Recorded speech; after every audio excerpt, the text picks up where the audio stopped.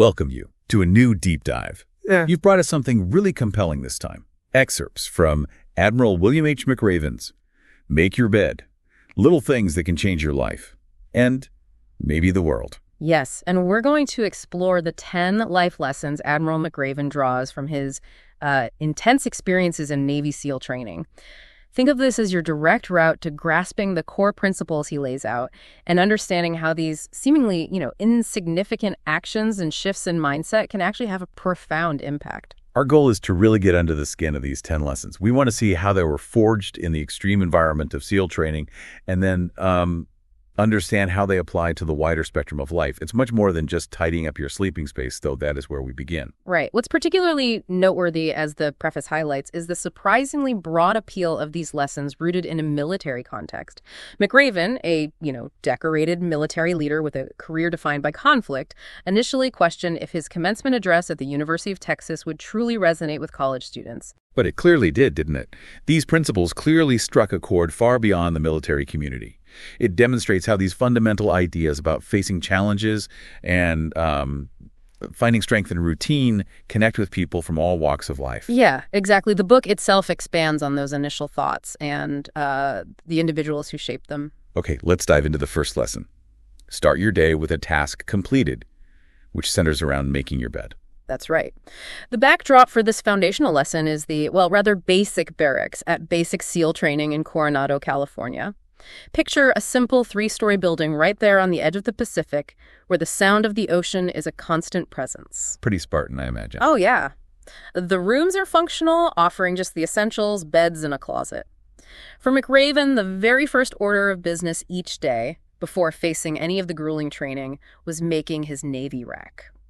This seemingly trivial act taps into our innate need for order and control, In a chaotic environment, starting with a perfectly made bed can be a powerful anchor, signaling to your brain that you can achieve something no matter how small, setting a positive trajectory for the day.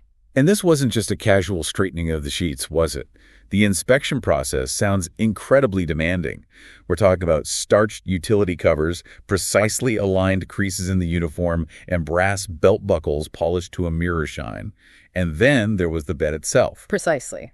Bottom sheet smooth and tight, top sheet aligned, a gray wool blanket tucked in so tautly it could offer warmth on those cooler San Diego nights, a second blanket folded with military precision, and a lighthouse for the blind pillow centered exactly, forming a perfect 90-degree angle with the blanket. 90 degrees. Wow. This wasn't just neatness, it was about unwavering standards. And the consequence for not meeting these exacting standards for something as basic as your bed, becoming a sugar cookie. Ugh, yeah. Completely covered in wet sand. You can just imagine how uncomfortable that would be. Just miserable. And the instructors weren't offering pats on the back for a job well done. A perfectly made bed was simply the expectation. McRaven describes the instructor's silent nod after the quarter bounce tests the final check to ensure the blanket was drum tight. So no praise, just avoiding punishment. Exactly. Meeting the standard earned no praise, just the absence of negative consequences. So what's the deeper significance of this daily ritual? It's more than just military formality, isn't it? Absolutely. Making the bed cultivates discipline, attention to even the smallest details, and crucially, it provides an immediate sense of accomplishment at the very start of an incredibly demanding day. It's a small victory that sets a positive tone and can build momentum. There are some really illustrative stories in this chapter that underscore this point. Tell us about his experience on the USS Grayback. Right. As a young SEAL ensign serving on the USS Grayback, a special operations submarine, McRaven found himself temporarily berthed in the sickbay. Beds stacked 4 high, Cramped quarters. Very. And even in that setting, the old medical officer insisted that he make his rack meticulously every morning.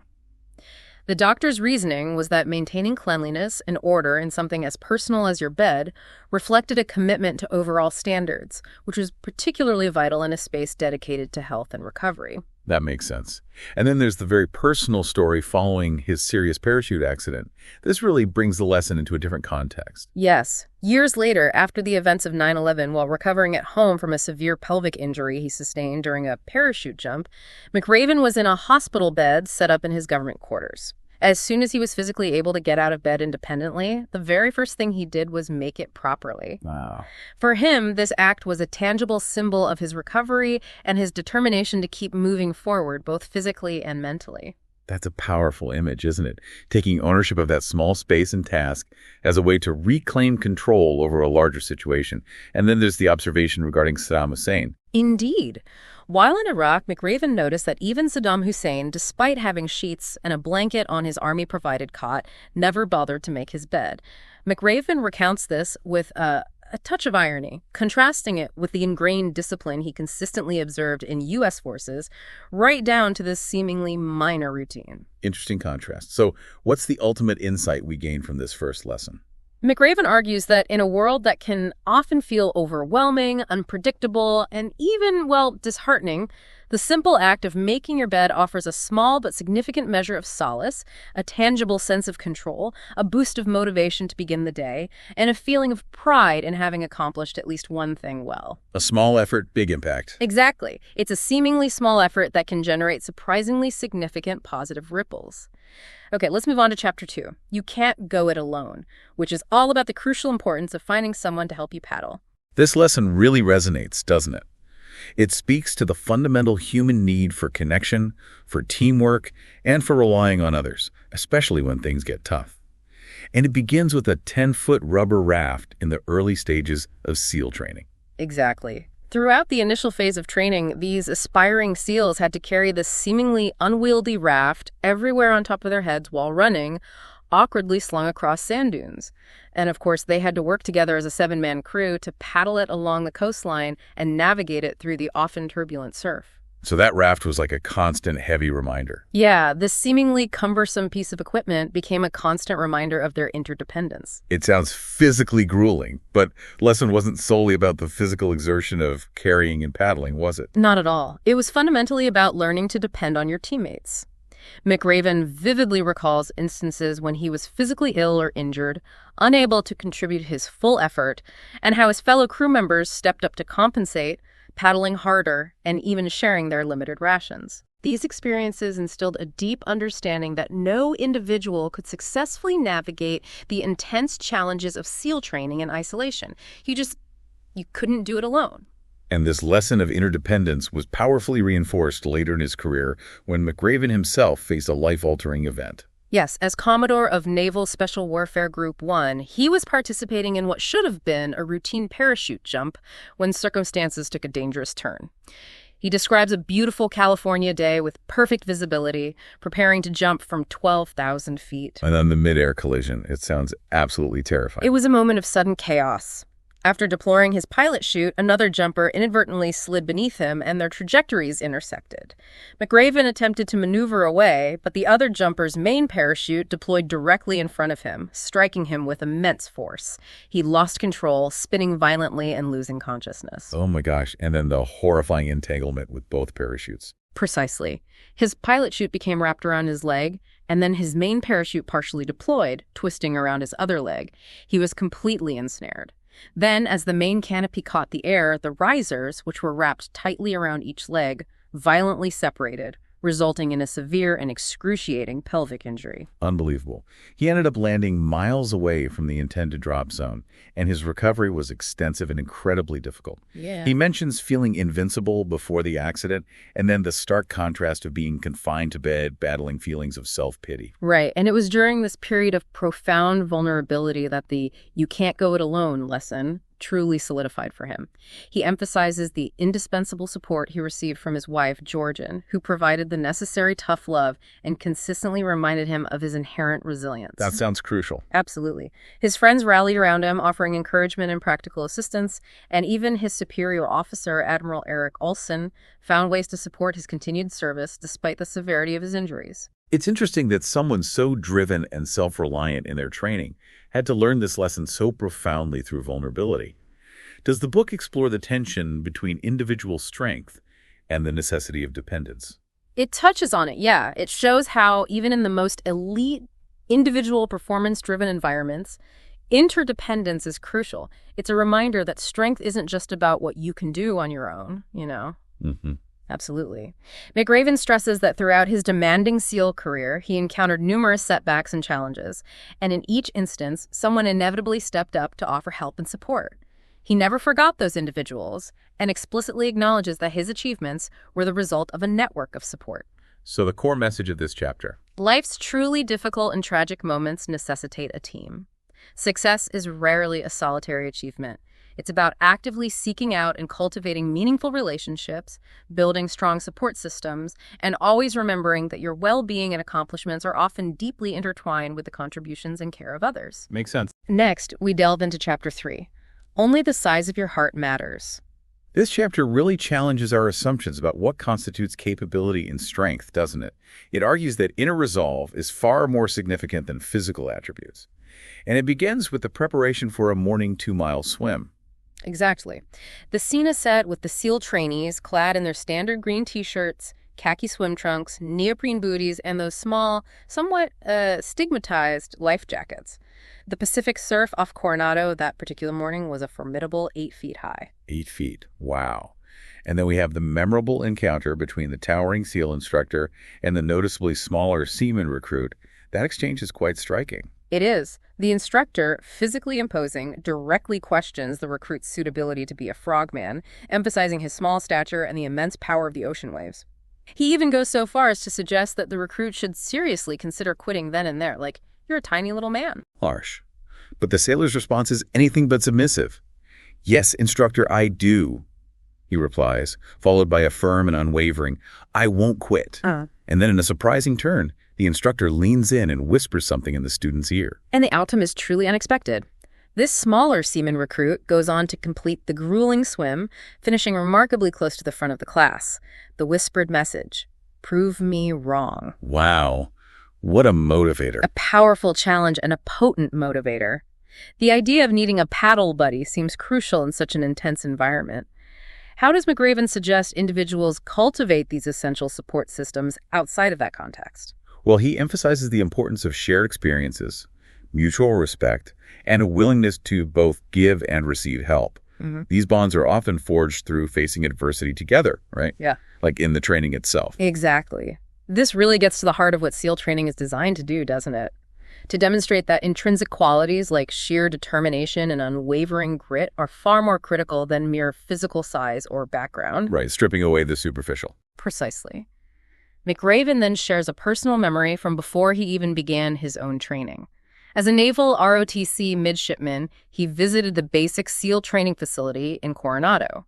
He vividly describes his sense of anticipation and the impressions he formed while observing the UDT and SEAL team buildings, the signs with Freddy the Frog and Sammy the SEAL. And then he encounters Senior Chief Petty Officer Dick Ray and Chief Petty Officer Gene Wentz, these almost mythical figures who embodied everything he imagined a seasoned SEAL to be. Right, these imposing figures. And then he noticed a slightly built civilian standing nearby, looking up in awe at photographs displayed of SEALs in action during the Vietnam War. McRaven readily admits to making a quick judgment about this man's potential capabilities based solely on his unassuming appearance. Uh-oh. I sense a twist coming. You got it. The subsequent revelation is quite impactful. This frail civilian was actually Lieutenant Tommy Norris, a recipient of the Medal of Honor from the Vietnam War, renowned for extraordinary acts of courage and bravery, rescuing downed airmen, surviving horrific injury. Absolutely. Norris, who himself almost didn't make it through SEAL training because he was considered too small and thin, went on to become a legendary figure within the special operations community. It serves as a perfect real-world illustration of the chapter's central lesson. So the key insight from this chapter. It's fundamentally not about your physical dimensions, your outward appearance, or your socioeconomic background. What truly defines a person's potential and capabilities is their inner strength, their level of determination, the sheer size of their heart. Powerful stuff. Now let's move on to Chapter 4. Life's not fair, drive on. Yeah, this is a tough but incredibly important lesson to internalize, isn't it? Learning to accept the inherent unfairness that life sometimes throws our way, and maintaining the momentum to keep moving forward despite it. And it begins with McRaven's less than glamorous experience of becoming a sugar cookie. Right, back to the sand. Yes. He vividly recounts sprinting fully clothed into the cold surf, and then, upon the instructor's command, you know what to do, Mr. Mac, immediately rolling around in the coarse sand.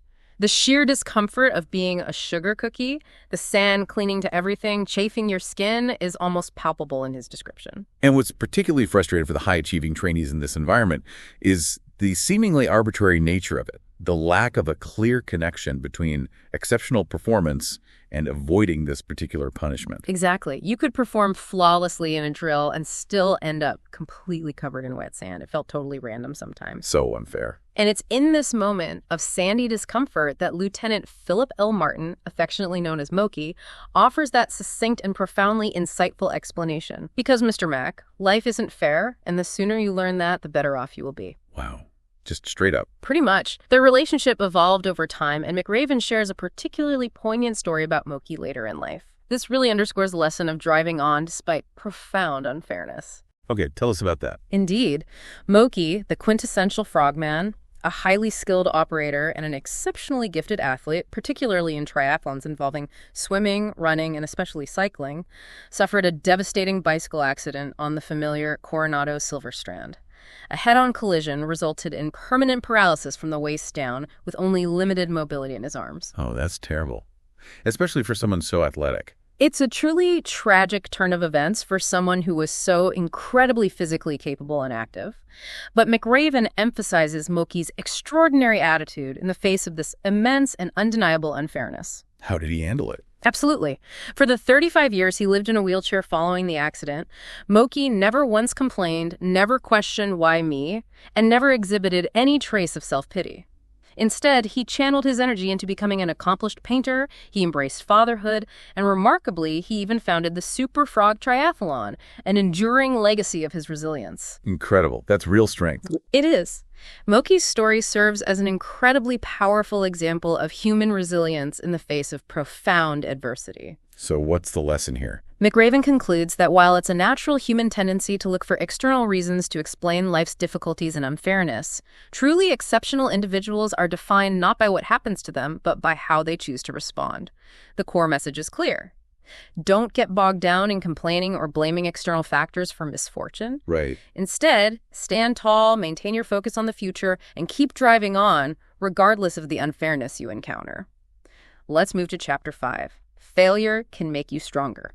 Okay, this chapter tackles the often feared concept of failure and reveals how navigating and overcoming setbacks can actually be a powerful catalyst for growth. And it begins with a particularly challenging swim for McRaven and his assigned swim buddy, Ensign Mark Thomas. That's right. They were struggling significantly to keep pace with the rest of the group during a particularly choppy and demanding swim back to the beach.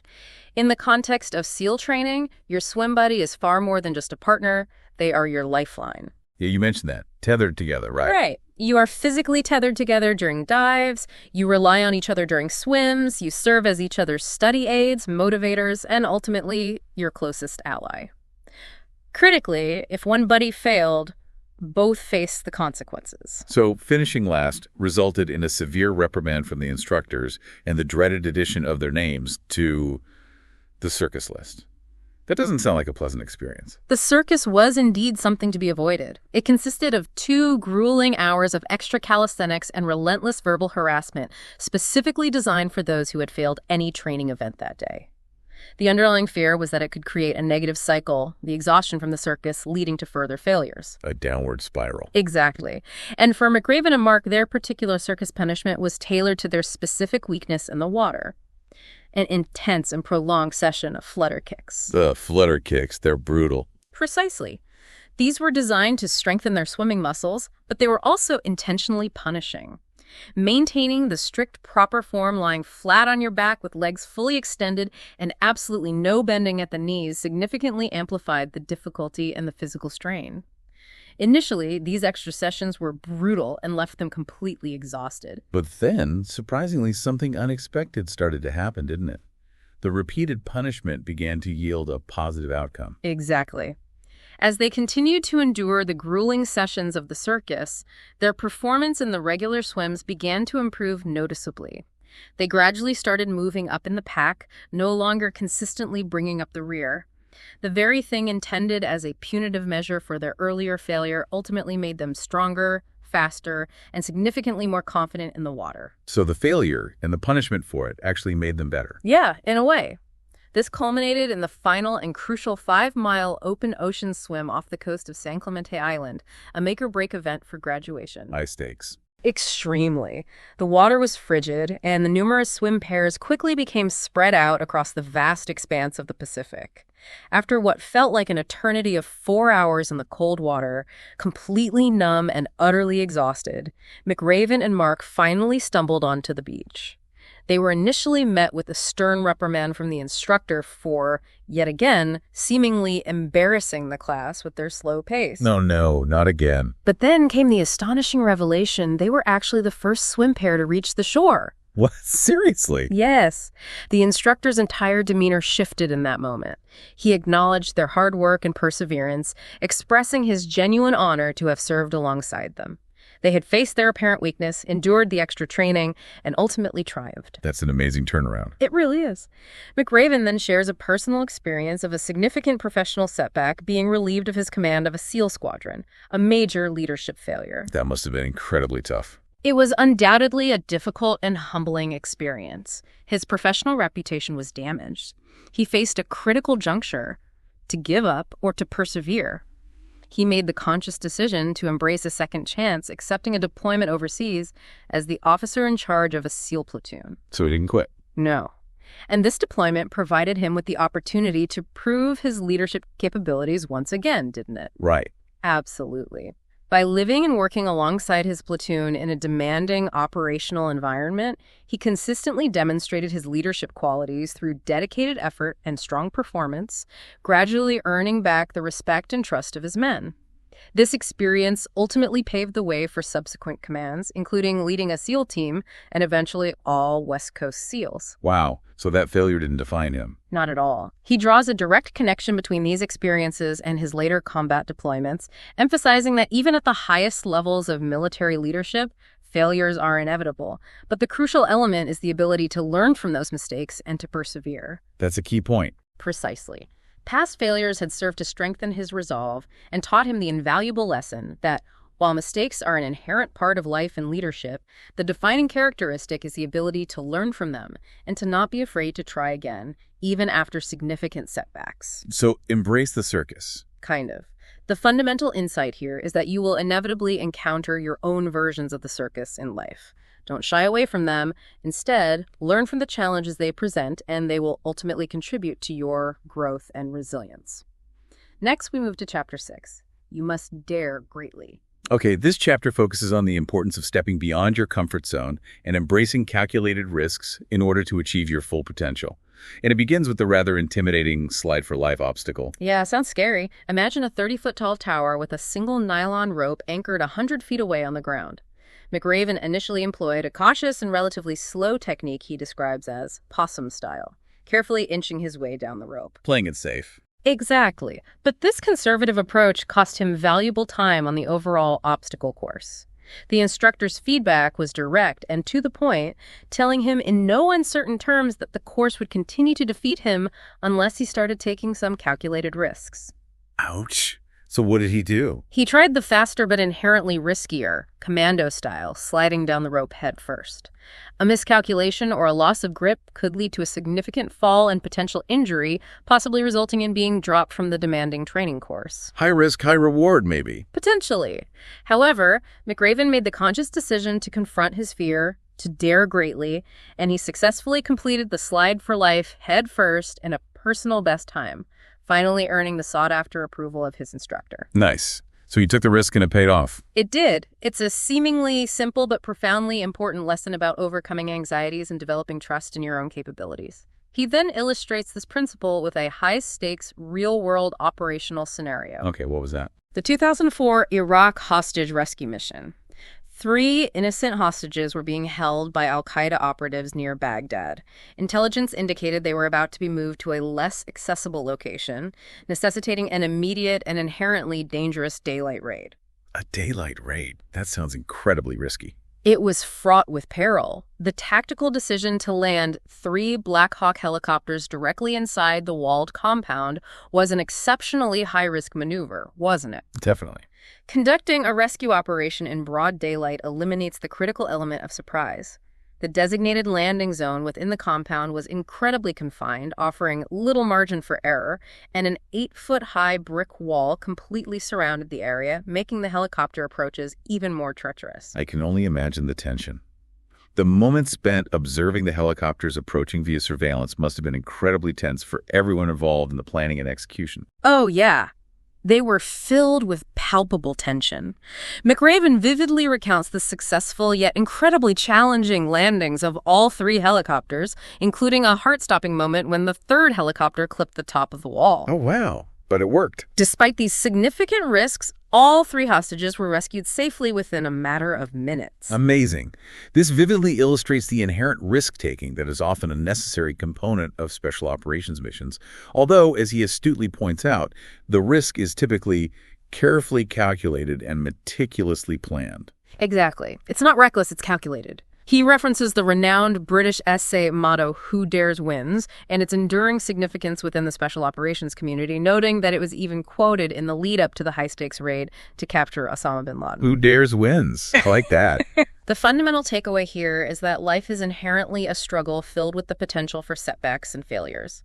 However, those who are paralyzed by the fear of failure will ultimately never realize their true potential. Without pushing your boundaries, taking calculated risks, and daring greatly, you will never truly discover the extent of your own capabilities. You have to take the leap sometimes. Pretty much. Next, we move on to Chapter 7. Stand up to the bullies. Okay. This chapter addresses the crucial importance of cultivating courage in the face of intimidation and adversity. The metaphor of not backing down from the sharks is particularly vivid and memorable. The lesson begins with a demanding 4-mile night swim. Right.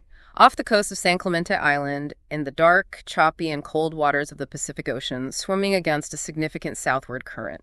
McRaven and his swim buddy, Ensign Mark Thomas, were acutely aware that these waters were inhabited by various species of sharks, including the formidable and potentially deadly great white shark. Oh man, swimming at night with sharks around, that's terrifying.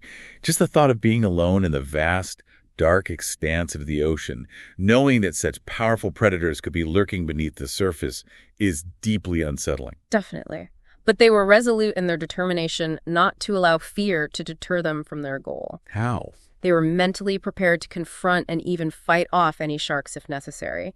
This unwavering determination, fueled by their commitment to becoming SEALs, instilled in them a profound sense of courage. McRaven emphasizes that courage is an absolutely essential attribute. With it, nothing and no one can ultimately stand in your way. And without it? Conversely, without courage, you allow others to dictate your path, and bullies will inevitably rise to exert their influence. He then shares a particularly compelling and insightful anecdote about his direct interaction with the captured dictator of Iraq, Saddam Hussein. Yeah, this is fascinating. Saddam, having recently been captured, was sitting on a simple old army cot, clad in an orange jumpsuit. Remarkably, he displayed no outward signs of remorse or submission. Even in his captivity, he still managed to instill a palpable sense of fear in the Iraqi leaders who came to see him. Even captured. Wow. Despite no longer wielding any physical power, his past record of brutal atrocities and his long-established cult of personality still exerted a significant psychological influence. McRaven recognized this dynamic. Right, and he deliberately implemented a strategic approach of isolating Saddam, subtly but consistently conveying a daily message of his diminished importance and lack of control.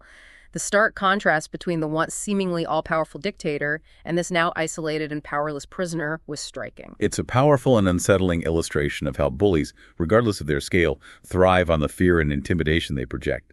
Once that fear is effectively countered, their power significantly wanes. Precisely.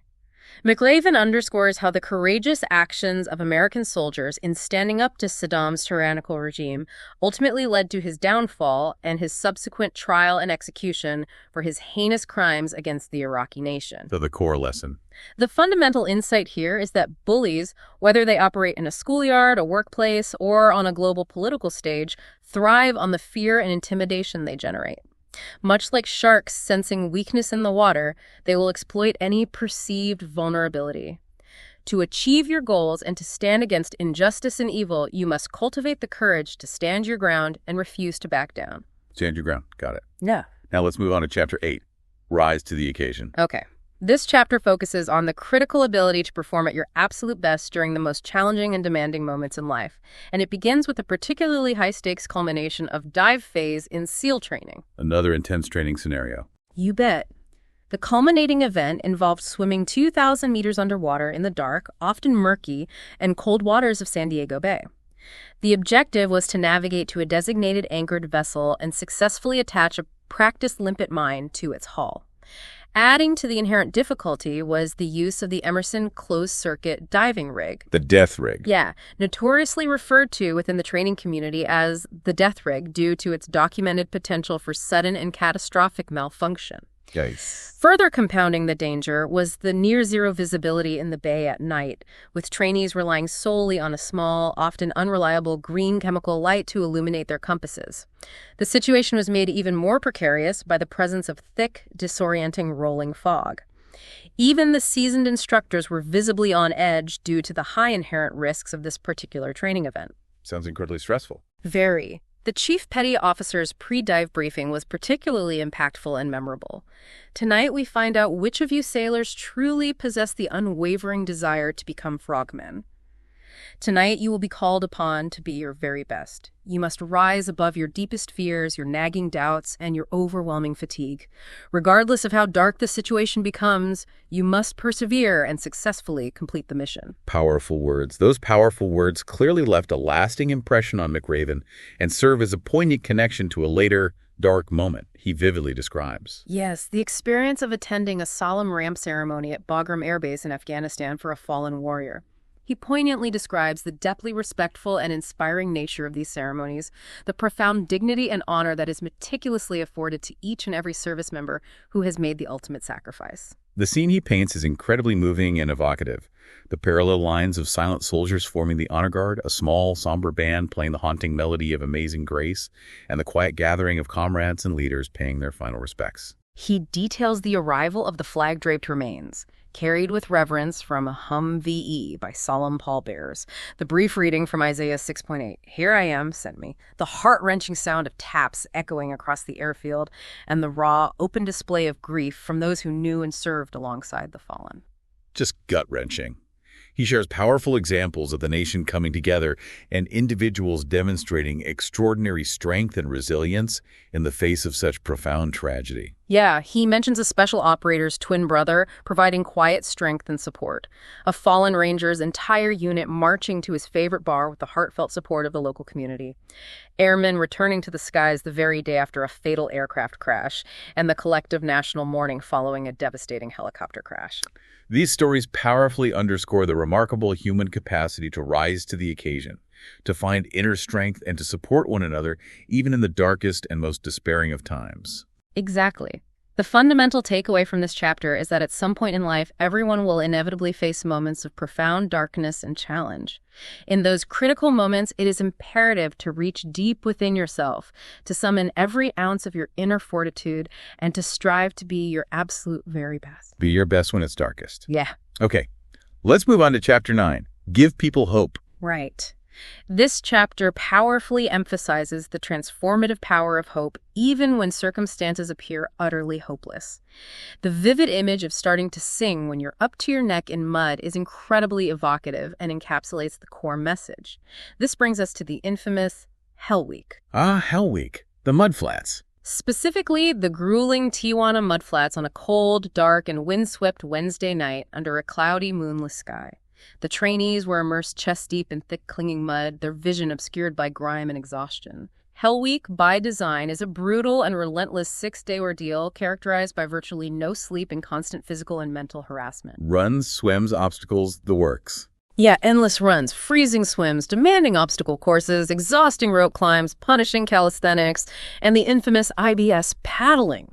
And the mudflats are consistently described as the absolute nadir of this already torturous experience, the thick, cold mud clinging to every part of your body, amplifying the bone-deep exhaustion. Totally. After enduring hours of grueling races in these conditions, morale was plummeting, especially on only Wednesday night, with 3 more agonizing days of this ordeal stretching ahead. Just Wednesday. Ugh. Then an instructor presented a seemingly merciful offer. warmth, hot coffee, and nourishing chicken soup, in exchange for 5 students voluntarily quitting the training. In that moment of extreme exhaustion and despair, one student actually began to move towards the instructor, seemingly ready to accept the offer of respite. Oh no, someone was going to quit. Looked like it. But then, in a moment of unexpected defiance and inspiration, something extraordinary happened, didn't it? What happened? A single, tired and raspy voice began to sing loudly in the mud. Singing in the mud. Yeah. Yes. Despite the physical misery and mental exhaustion, one trainee found the inner strength to break the silence and start singing. And incredibly, that single voice soon became many. Even the student who had initially moved towards quitting turned back and rejoined his classmates in song. Wow. The instructor's subsequent attempts to silence them proved utterly futile. That's amazing. It's a profoundly moving example of how a single individual can ignite hope and unity within a group facing extreme adversity. Absolutely. McRaven then contrasts this powerful display of collective hope with the somber scene at Dover Air Force Base, where grieving families awaited the return of the remains of 38 service members tragically killed in a helicopter crash in Afghanistan. Oh, that terrible crash. Yeah, the single greatest loss in the war on terror. He describes the arrival of the president, the Secretary of Defense, and other military leaders who came to offer their condolences. He recounts his own struggle to find the appropriate words of solace in such a devastating moment. But he observed Marine Lieutenant General John Kelly interacting with the families, and his words seemed to have a truly profound and comforting effect. Why were his words so impactful? Kelly, who had personally experienced the unimaginable loss of his own son, Marine First Lieutenant Robert Kelly, in combat in Afghanistan, spoke to the grieving families with a deep understanding, genuine compassion, and a quiet but powerful sense of hope. Because he understood their pain. Exactly. His ability to rise above his own profound pain and offer comfort and inspiration to others in their darkest hour was truly remarkable. This powerfully illustrates the chapter's central message that even in the deepest and most despairing of times, hope remains an incredibly powerful force, and sometimes all it takes is one individual to ignite that spark of hope in others. Find your voice, even in the mud. Exactly. The core insight here is that hope is arguably the most potent force we possess. It has the capacity to inspire entire nations, to uplift the downtrodden, and to provide solace in the face of profound loss. Sometimes all it takes is one person to make a significant difference. So when you find yourself metaphorically neck-deep in mud, find your voice, start singing, and give hope to those around you. Powerful lesson. Finally, we arrive at Chapter 10. Never, ever quit. Yeah, this feels like the culmination. This is perhaps the most fundamental and enduring lesson of all, isn't it?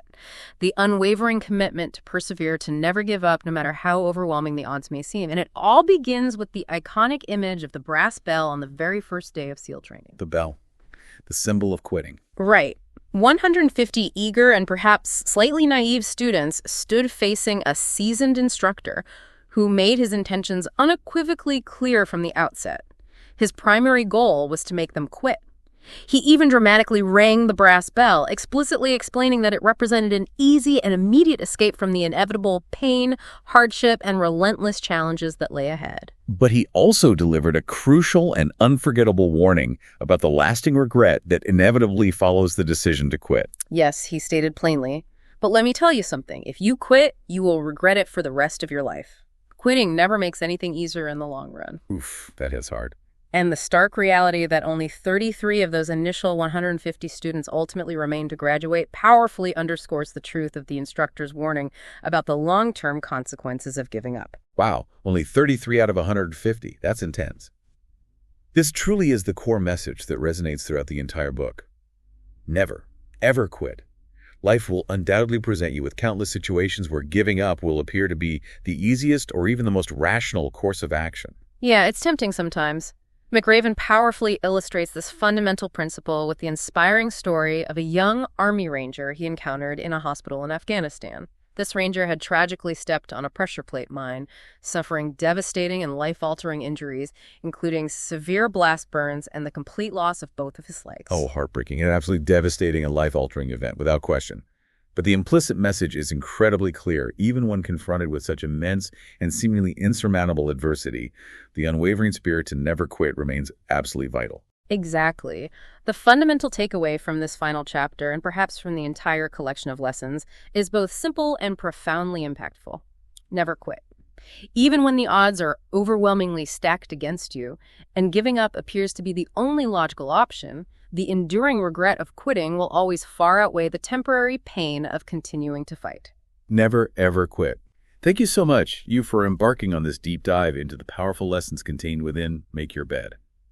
It's truly remarkable how these fundamental principles, forged in the extreme crucible of Navy SEAL training, offer such valuable and universally applicable insights for all of us, regardless of our backgrounds or aspirations. Absolutely. It all comes back to the central idea that seemingly small, consistent actions coupled with unwavering mental fortitude can ultimately lead to incredibly significant positive change, not only in our own individual lives, but also in the broader world around us. So, as you navigate your own day and the challenges that come your way, we encourage you, the listener, to consider this. Which of these 10 profound lessons resonates most deeply with you right now? And more importantly, how might you actively apply that specific lesson to a particular challenge you are currently facing? Yeah, like could embracing a seemingly insignificant sugar cookie moment, actively seeking out your own indispensable paddle buddy, or simply starting each day by making your bed create a positive ripple effect in your life and perhaps even extend beyond your own personal sphere? It's certainly a powerful framework for reflection, something to think about.